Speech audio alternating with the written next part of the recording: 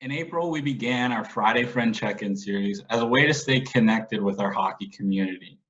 We proudly say that we exist for you, the community, and as we are in the beginning of what we pray is a pivotal shift in history, we recognize the responsibility and role that we have to address matters important in our community and beyond, in whatever platform we have. So on Friday, we ask you to pause and reflect on the injustices and social inequities that have existed and exist in our society. Today, though, for this Tuesday edition of Friday Friend Check-in, we ask that you listen.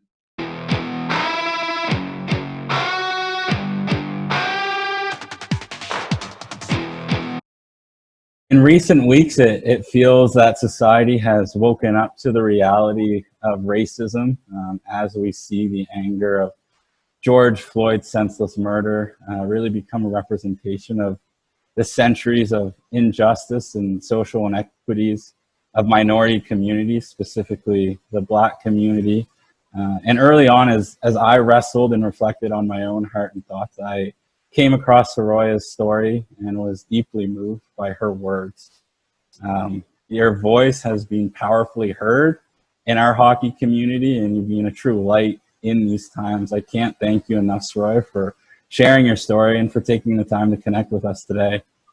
Yeah, for sure. Thank you so much for having me on. Definitely open to educating and using my platform to the best of my ability. Awesome. It's been a little over a week since you posted that. What has your reaction been to the response? What has given you such strength in these conversations? And perhaps share some moments over the past week where you've been encouraged. Yeah, so I'd say growing up, I actually, until recent years, I wasn't really comfortable enough speaking up. But I think that with the recent draft to the NWHL, I've just been very confident in myself and my own abilities, having just graduated as well. And I figured that I should use my platform. And with that, decided to speak up. And obviously, I've received some negative feedback, but I think that with all the positive feedback I've received, it's so easy to ignore the negative. So I've been really appreciative of that. That's awesome. You're so clearly such a strong individual. You grew up in a Christian home. You're just another hockey player, and you've accomplished so much to date. You mentioned recently being selected 4th overall in the NWHL draft. You just finished your career at Yale University, NCAA Division I hockey, and you've represented Team Canada at the national stage. I think that's the jersey I see behind you, which is pretty cool. And that's all not to mention what your degree is in. What did you graduate with? Yeah, so I graduated with my BA in the history of science, medicine, and public health. From an Ivy League school, we should put on record there.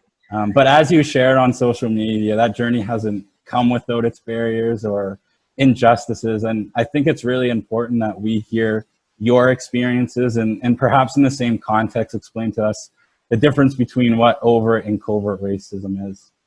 Yeah, so I think that a lot of my experiences, despite having overt situations that I have been in, I think that a lot of what I've experienced has been an example of covert racism. So for those that don't know, overt are things such as like the KKK, things like that that are big and just very open. And covert racism, an example of that would be like, oh, like you're so articulate, you're so pretty for a Black girl, stuff like that.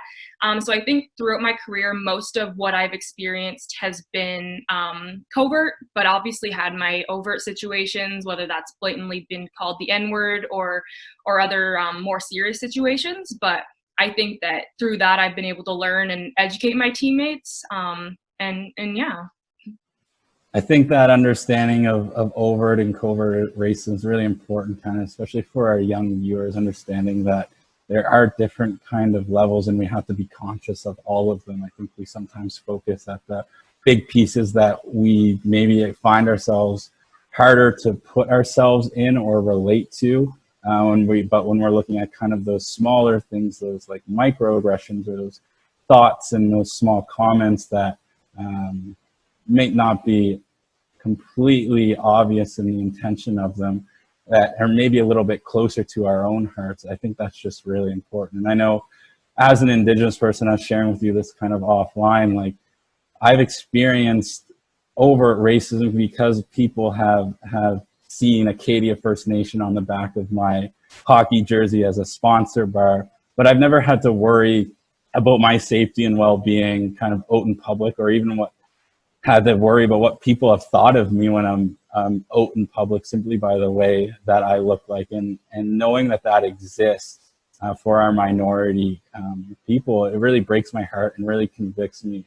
And so I think as you've had those conversations with your teammates and so forth, I'm wondering, if any, what progress has been made? What progress have you seen? And then also the same question is, what haven't you seen change that needs attention? Yeah, I would say in terms of my teammates and coaches, I think that lately they've all been very open to learning and have reached out and recognized the places that they've gone wrong in the past and the comments they've made. So I've appreciated those apologies or them reaching out, just because I do love my teammates very much.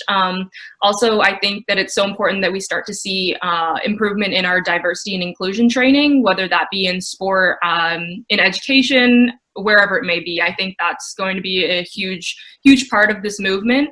And again, just educating people and having those people recognize where their racist thoughts and whatnot have developed from, and how they've grown up and how they've been raised to view Black people. So I think that it's so important that people start to listen to others' opinions and others' point of views. And I think that that comes with education. And yeah. No, that's great. And so we have young viewers here that have participated in our hockey clinic over the years. And so this question's around, what impact and role can those young hockey players and their families have in the fight against racism?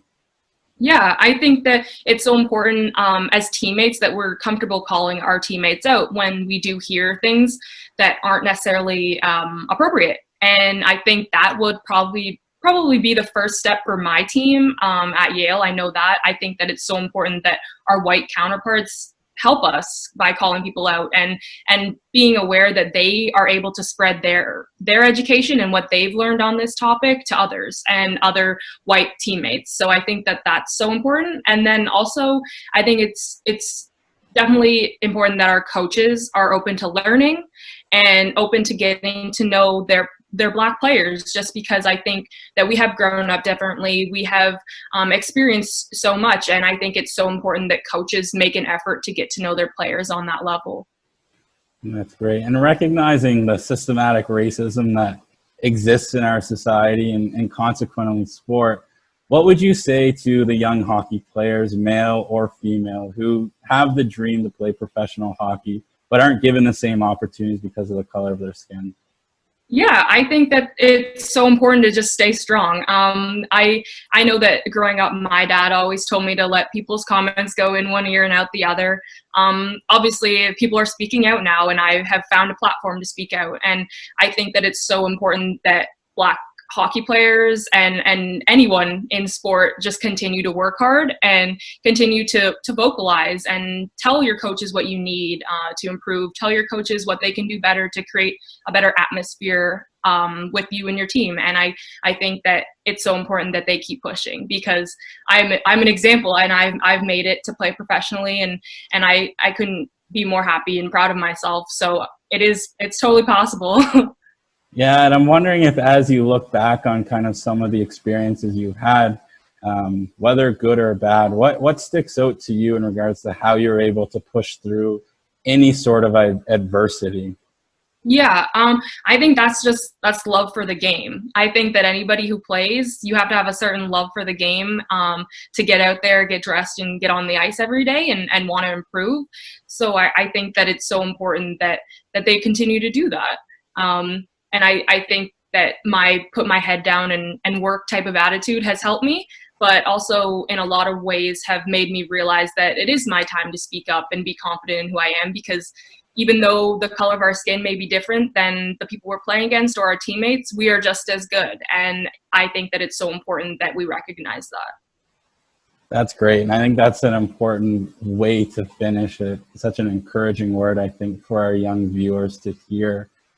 your voice and your perspective in the story that you have to share with us. I'd really encourage people to follow you. You have been such an incredibly outgoing and outspoken person. I think I was watching another interview of yours. You were explaining your brother was very similar to you, and you used those two words, outgoing and outspoken. And I can't think of two better characteristics to have when we're speaking about this issue. So continue to speak up, continue to be the incredible light that you are. And I certainly appreciate the time that you've taken to check in with us and share those experiences with us.